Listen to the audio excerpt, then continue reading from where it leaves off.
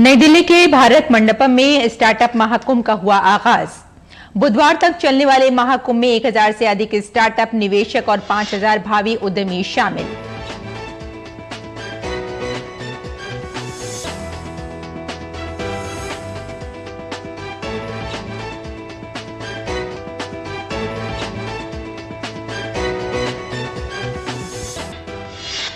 जयपुर के रामजीपुरा कला ग्राम पंचायत में एसबीआई बैंक ने सीएसआर गतिविधियों से दी लाखों रुपए के विकास कार्यों की सौगात। कई विकास प्रेरित योजनाओं का हुआ शुभारंभ। जरूरतमंद महिलाओं में 50 सिलाई मशीनें की गईं वितरित।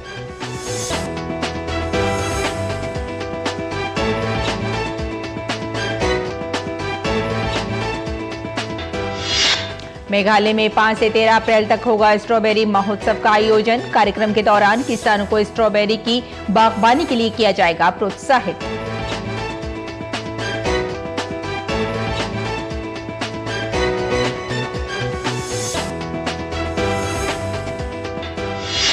भारतीय पेटेंट कार्यालय ने पिछले 1 साल में 1 लाख से अधिक पेटेंट किए प्रदान। प्रत्येक कार्य दिवस पर दिए गए 250 पेटेंट अनुदान के साथ साथ जीआई पंजीकरण में भी हुई उल्लेखनीय वृद्धि।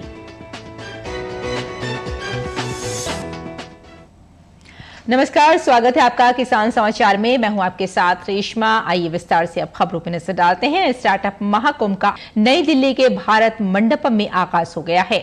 बुधवार तक चलने वाले इस आयोजन में स्टार्टअप के अलग अलग पवेलियंस हैं।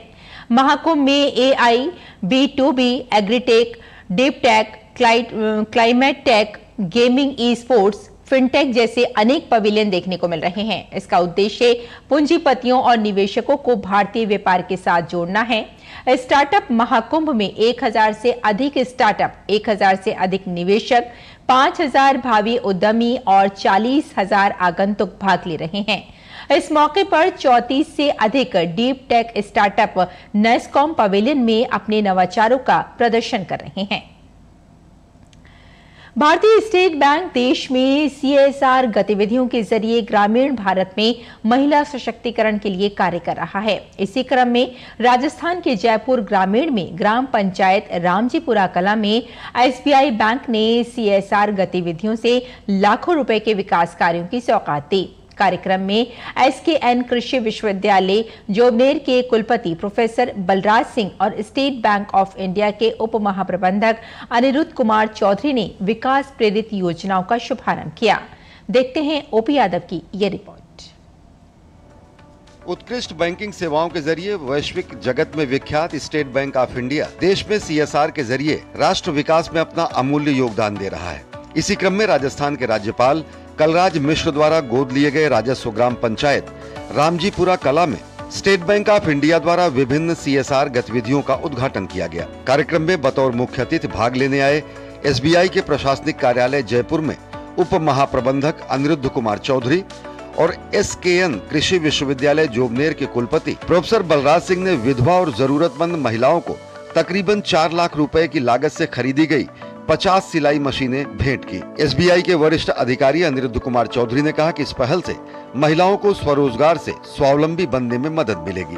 कार्यक्रम के मुख्य अतिथि देश के प्रख्यात वैज्ञानिक श्री कर्ण नरेंद्र कृषि विश्वविद्यालय के कुलपति प्रोफेसर बलराज सिंह ने कहा कि सिलाई कढ़ाई के जरिए ग्रामीण महिलाओं को खुद के व्यवसाय से आत्मनिर्भर बनने में मदद मिलेगी। स्टेट बैंक ऑफ इंडिया जिन्होंने सीएसआर के तहत ये एक बहुत ही विषम परिस्थितियों वाले गांव में, जो सुंदरपुरा जो गांव है उसके अंदर ये प्रयास किया है, ये जो सुविधा उपलब्ध कराई है, स्मार्ट क्लासरूम, कंप्यूटर लैब, इसके अतिरिक्त जैसा बताया हॉस्पिटल में 25 जो है ना व्हील चेयर और 50 सिलाई मशीन।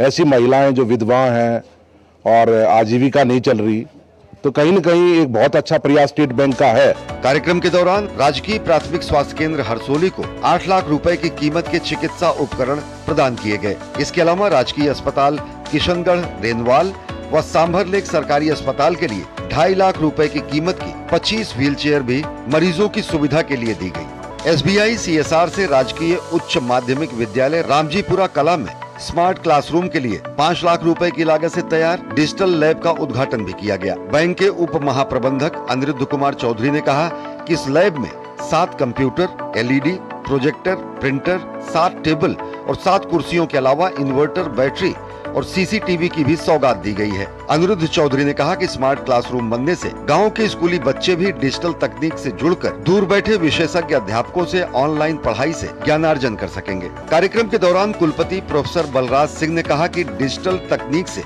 दूर बैठे विशेषज्ञ अध्यापक छात्रों को ऑनलाइन पढ़ाई करा सकेंगे। इस सुविधा से विद्यार्थियों के ज्ञान में बढ़ोतरी होगी। ऐसे स्मार्ट क्लासरूम जो IT का जमाना है, अगर हमारे बच्चों को इस तरीके की चीजें देखने को नहीं मिलती तो दुनिया में पिछड़ जाएंगे कहीं ना कहीं।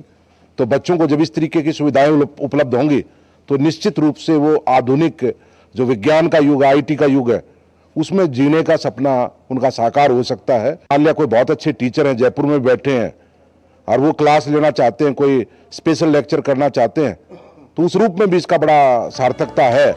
SBI की तरफ से आंगनवाड़ी केंद्र रामजीपुरा कला में करीब 2 लाख रुपए की लागत से टीवी, फ्रिज, किताबें और खिलौने जैसी आवश्यक वस्तुएं दी गयी। SBI के क्षेत्रीय कार्यालय 3 जयपुर में सहायक महाप्रबंधक हेमंत कुमार शर्मा ने कहा कि ग्रामीण क्षेत्र में बच्चों के लिए सुविधाएं बेहद मददगार साबित होंगी। उद्घाटन के दौरान मीडिया से बातचीत करते हुए कुलपति प्रोफेसर बलराज सिंह ने कहा, आंगनवाड़ी केंद्र में बच्चों के लिए सुविधाएं दी गई हैं, जिससे पढ़ाई के साथ साथ बच्चों का शारीरिक और मानसिक विकास होगा। अक्सर गांव में क्या होता है, इस तरीके की सुविधाएं छोटे बच्चों के लिए नहीं होती और एक ये बहुत ही अगेन जो स्टेट बैंक ने किया, सराहनीय कार्य किया, छोटे बच्चों के लिए इस तरीके की व्यवस्था करना कि छोटे बच्चे आएंगे और वो शुरुआत से सीखेंगे चीज़ों को, तो निश्चित रूप से उनको आगे पढ़ने में जब वो आएंगे फर्स्ट में या सेकंड में, थर्ड में, तो कुछ चीज़ें अच्छे से सीखने को मिलेंगी। तो ये भी स्टेट बैंक ने जो CSR में एक फैसिलिटी क्रिएट की है, ये बहुत ही सराहनीय कार्य है। अक्सर गांव में छोटे ऐसे ग्रामीण परिवेशों में ऐसा देखने को नहीं मिलता, तो इसका बहुत फायदा गांव की महिलाओं को, बच्चों के हिसाब से होगा। रामजीपुरा कला ग्राम पंचायत में SBI द्वारा CSR प्रायोजित सौगातों के लिए सरपंच तारा देवी ने जहां अधिकारियों का धन्यवाद दिया, तो वहीं राजकीय उच्च माध्यमिक विद्यालय के व्याख्याता राधेश्याम यादव और प्राचार्य रामकुमार रेवाड़ ने स्कूल में दिए गए विकास के लिए SBI अधिकारियों और कृषि विश्वविद्यालय के कुलपति प्रोफेसर बलराज सिंह का आभार जताया। स्टेट बैंक ऑफ इंडिया की तरफ से विद्यालय को डिजिटल कंप्यूटर लैब और प्रिंटर सहित दिया गया, उसके लिए मैं स्टेट बैंक ऑफ इंडिया का बहुत बहुत आभार व्यक्त करता हूँ।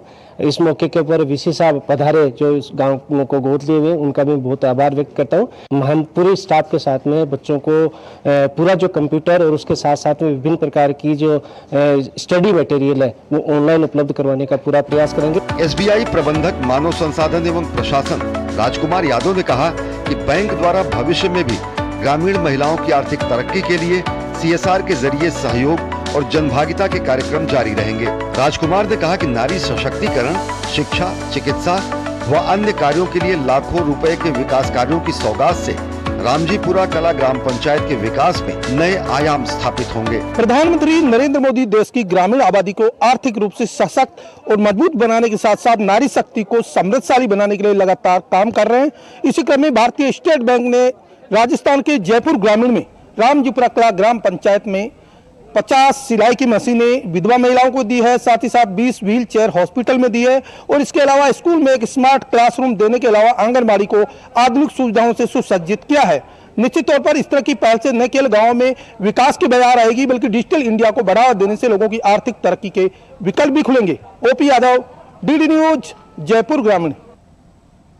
और राष्ट्रीय कृषि और ग्रामीण विकास बैंक, लघु कृषक कृषि व्यवसाय संघ और open network for digital commerce के साथ किसान उत्पादक संगठनों ने नई दिल्ली स्थित पूसा कृषि हाट में स्टॉल लगाए हैं। तरंग नाम से आयोजित इस मेगा FPO मेले के आयोजन के विषय पर हमारे संवाददाता OP यादव ने बात की नाबार्ड के महाप्रबंधक SS वसीहरन से। देश के किसानों की आर्थिक तरक्की के लिए नाबार्ड लगातार काम कर रहा है और इसी क्रम में राजधानी नई दिल्ली स्थित पूसा संस्थान में नाबार्ड द्वारा तरंग मेले का आयोजन किया गया। इस मेले में देश के कई राज्यों से न केवल प्रगतिशील किसान आए हैं बल्कि FPO के जरिए उन्होंने अपने उत्पादों की प्रदर्शनी के लिए यहाँ स्टॉल भी लगाए हैं। अभी इसी विषय पर बात करने के लिए हमारे साथ मौजूद है नाबार्ड के महाप्रबंधक SS वसीहरन। आइए बात करते हैं। सर, ये जो मेला लगाया गया है, तरंग नाम इसका क्यों रखा गया और इस मेले की थीम लाइन क्या है? इसका थीम लाइन है that is collectivisation of farmers. इसके लिए टॉपिक रखा है और अलग अलग राज्यों से एफपीओ इधर आया है। It's a collectivisation effort. इस मेले में कौन कौन सी संस्थाओं की भागीदारी है और इसकी क्या रूपरेखा है? इसमें नाबार्ड और SFAC small farmer agri business consortium government को इंडिया का है और ओएनडीसी ऑनलाइन डिजिटल प्लेटफॉर्म है, वो तीनों मिला के ये प्रोग्राम कर रहा है। कौन कौन से राज्यों से इसमें भागीदार है और कितने प्रगतिशील किसान और एफपीओ किसान इसमें भाग ले रहे हैं? इसमें लगभग 45 एफपीओस आया है, एफपीओस और ओएफपीओस ऑफ फार्म प्रोड्यूसर ऑर्गेनाइजेशंस। ये आ गया है जम्मू कश्मीर से, हरियाणा, पंजाब, हिमाचल, उत्तराखंड, उत्तर प्रदेश और मध्य प्रदेश से। इसके mainly all types of products आए हैं, फार्मर्स प्रोडक्ट्स भी आ गया है और ऑफ फार्म प्रोड्यूस भी आ गया है। इस मेले के आयोजन का मुख्य मकसद क्या है? किसानों का ना मार्केटिंग एक इशू बढ़ता है हर एक प्रोडक्ट्स में, उसमें उनको सपोर्ट करने के लिए एक कलेक्टिवाइजेशन ऑफ फार्मर्स का हम लगभग 10 साल से कर रहे हैं। और फार्मर्स प्रोड्यूस इकट्ठे होने के बाद उनका बार्गेनिंग पावर थोड़ा ज़्यादा होता है, इसलिए अच्छा बार्गेन करने का, अच्छा प्राइस मिलने का उनका मौका मिलता है।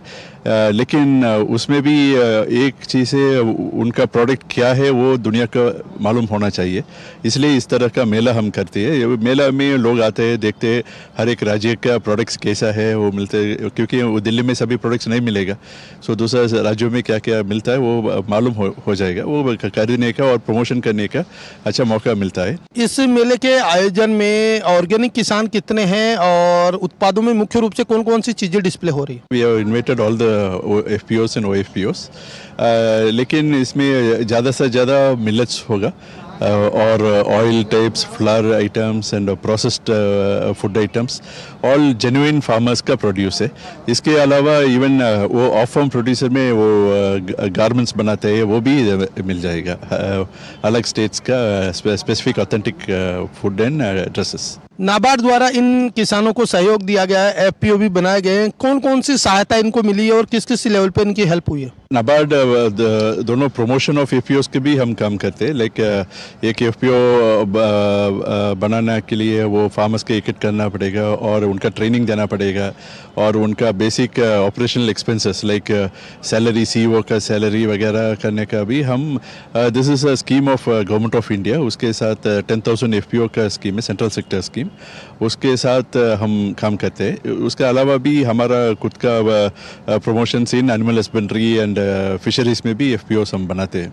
और ऑफ फार्म प्रोड्यूस का, क्योंकि वो विलेज रूरल एरियाज में सिर्फ एग्रीकल्चर का काम नहीं है, उससे अलावा और आर्टिसंस का काम भी होते हैं, सो उसका भी एफपीओस बनाने में हम सिमिलर टाइप ऑफ सपोर्ट देते हैं। और इसमें हम सिर्फ नाबार्ड का एफपीओस नहीं है, एसएफएसी का एफपीओस भी इधर आया है, वो भी सिमिलर सपोर्ट्स देते हैं उनके एफपीओ के लिए। तो ये थे नाबार्ड के महाप्रबंधक एसएस वसीहरन, जिनका मानना है कि तरंग मेले के जरिए देश भर के प्रगतिशील किसान और एफपीओ फार्मर्स को न केवल यहाँ स्टॉल लगाने का अवसर मिला है, बल्कि उनके उत्पादों की एक जगह बिक्री होने से एक भारत श्रेष्ठ भारत की संकल्पना को किसानों के जरिए साकार करने का उत्कृष्ट कार्य भी हो रहा है।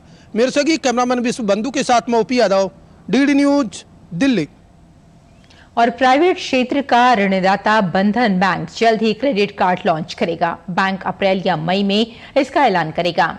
बंधन बैंक ने बैंक ऑफ बड़ौदा के पूर्व एग्जीक्यूटिव पीयूष झा को क्रेडिट कार्ड पोर्टफोलियो का प्रमुख बनाया है। Piyush Jha bank of Baroda financial solutions limited से जुड़े थे।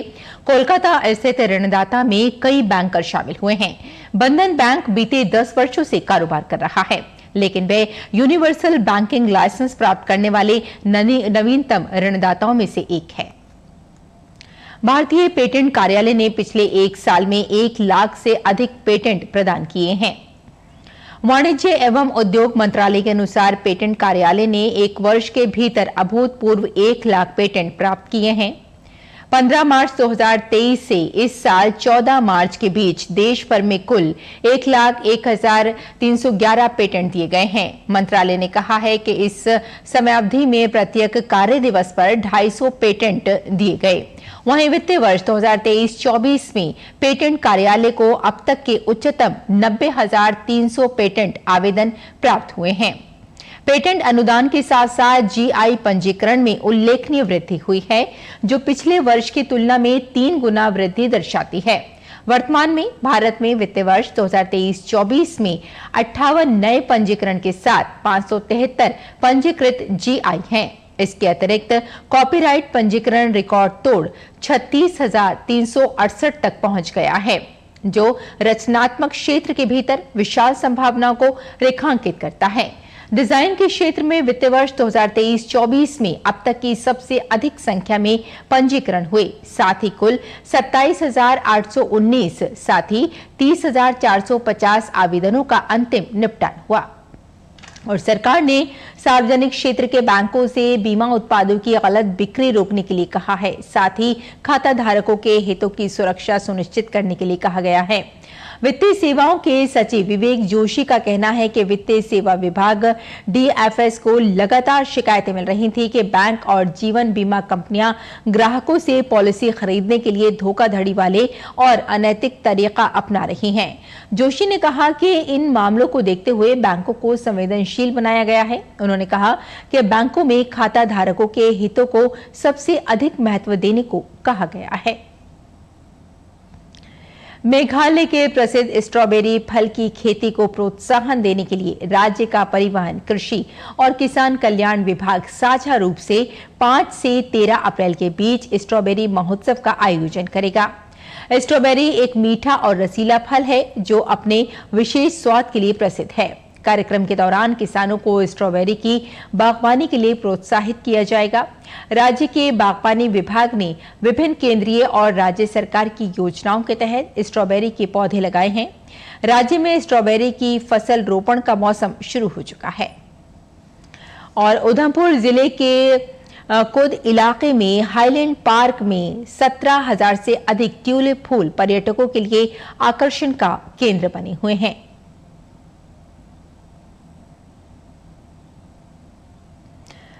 मध्य प्रदेश के कूनू नेशनल पार्क से एक बार फिर खुशखबरी सामने आई है। दरअसल पिछले दिनों दक्षिण अफ्रीका से लाई गई मादा चीता गामिनी द्वारा 5 शावकों को जन्म देने की जानकारी सामने आई थी, लेकिन अब लोगों की खुशी को दोगुना करने की खबर सामने आई है। दरअसल मादा चीता गामिनी ने 5 के बजाय 6 शावकों को जन्म दिया है।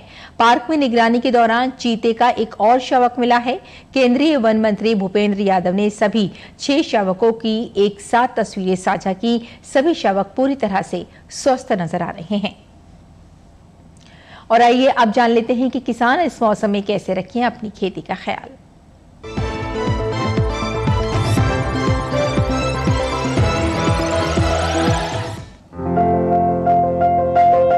बिहार में सरसों की कटाई करें। अभी सरसों में कीट लगने की संभावना बनी हुई है। ऐसे में सरसों में कीटों से बचाव के लिए कृषि विशेषज्ञों की सलाह से कीटनाशक का छिड़काव कर लें। किसान भिंडी की बुवाई कर सकते हैं, यहाँ कद्दू की बुवाई करते रहें। इसके साथ ही खीरा भी बोएं। वहीं करेले और लौकी की बुवाई करने का समय सही है। बिहार में मूंग की बुवाई के लिए खेत तैयार कर सकते हैं। किसान आलू की खुदाई कर ले। आलू के खेत में सिंचाई अभी रोक दे। इसके अलावा मक्के के खेत की देखभाल करें। बिहार में मखाने की रुपाई कर सकते हैं, साथ ही धान की रुपाई करते रहे। झारखंड में कद्दू की बुवाई के लिए खेत तैयार कर ले। किसान खीरे की बुवाई के लिए खेत तैयार कर सकते हैं। यही गेहूं के खेत से खरपतवार निकालें, साथ ही आलू की खुदाई करते रहें। झारखंड में धान की रुपाई करें। धान में कीटों से बचाव के लिए कृषि विशेषज्ञों की सलाह से कीटनाशक छिड़के। अभी मूंग की कटाई कर ले। किसान काबुली चने की बुवाई करते रहे। काबुली चने में कीटों से बचाव के लिए कृषि विशेषज्ञों की सलाह से कीटनाशक का इस्तेमाल करें। किसान आम के बागों में कीटों से बचाव के लिए कृषि विशेषज्ञों की सलाह से कीटनाशक का छिड़काव कर ले। झारखंड में करेले की बुवाई कर सकते हैं।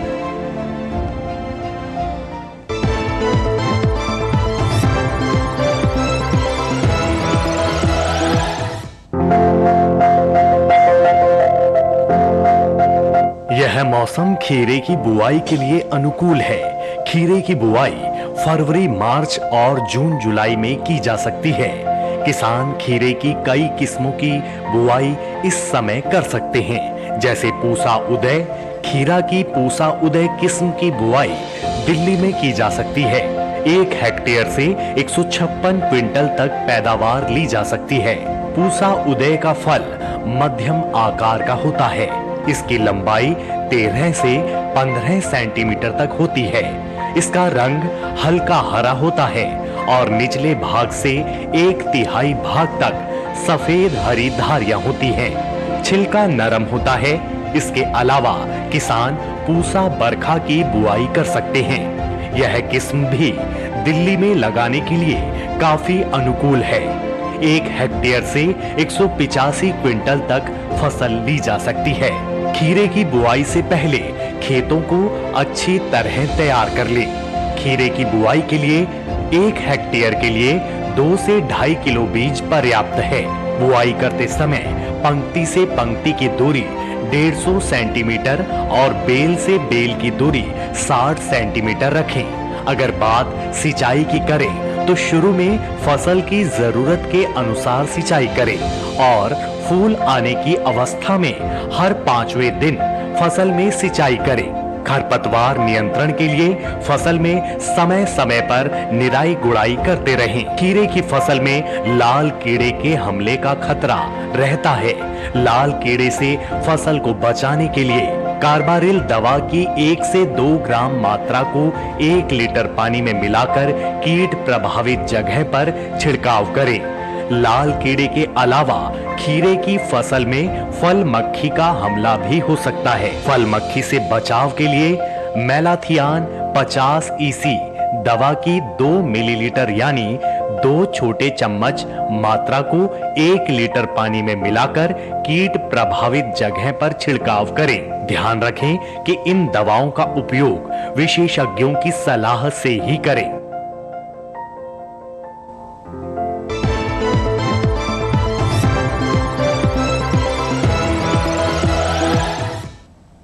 और खेती किसानी के साथ साथ आइए नजर डाल लेते हैं कुछ और महत्वपूर्ण खबरों पर। खास खबर में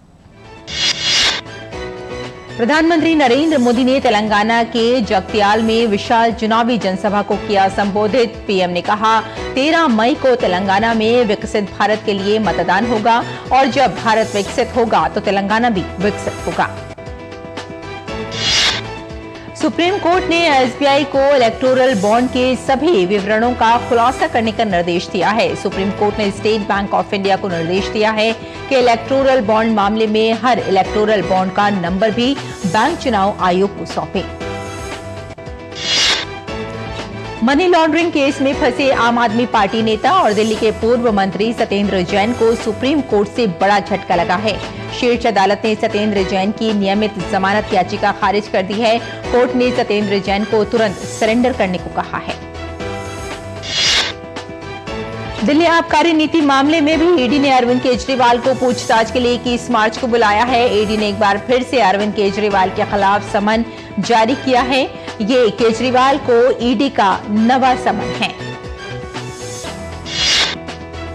कांग्रेस की चुनावी तैयारियों के बीच राहुल गांधी नए विवाद में फंसते दिखाई दे रहे हैं। राहुल ने देश की जांच एजेंसियों के साथ साथ चुनाव आयोग को कहा कि एक दिन जब बीजेपी सरकार बदलेगी तो कार्रवाई की जाएगी। राहुल के बयान पर बीजेपी ने करारा पलटवार किया है।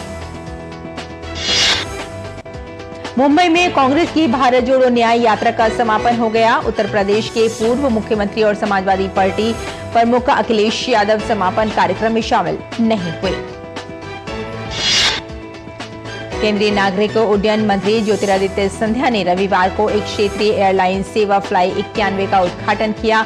उन्होंने गोवा के मनोहर अंतर्राष्ट्रीय हवाई अड्डे और लक्षद्वीप के अगत्ती द्वीप समूह के बीच चलने वाली पहली उड़ान सेवा को झंडी दिखाई। अरब सागर में चले 40 घंटों के अभियान के बाद पकड़े गए 35 समुद्री डाकुओं को भारतीय नौसेना के युद्धपोत INS कोलकाता से भारत लाया जा रहा है। अभियान के दौरान भारतीय नौसेना ने समुद्री डाकुओं को आत्मसमर्पण करने के लिए बाध्य कर दिया। बिहार के खगड़िया जिले में कार और ट्रैक्टर के बीच भीषण भिड़ंत हो गई। इस हादसे में 8 लोगों की मौत हो गई है, जबकि कुछ लोगों के घायल होने की भी खबर है। घायलों का नजदीक के अस्पताल में इलाज चल रहा है। होली का त्योहार नजदीक आ रहा है। ऐसे में उत्तर प्रदेश के बरसाना स्थित श्री राधा रानी मंदिर में धूमधाम से लड्डू मार होली खेली गई। तो किसान समाचार में फिलहाल इतना ही। अनुमति दें। नमस्कार।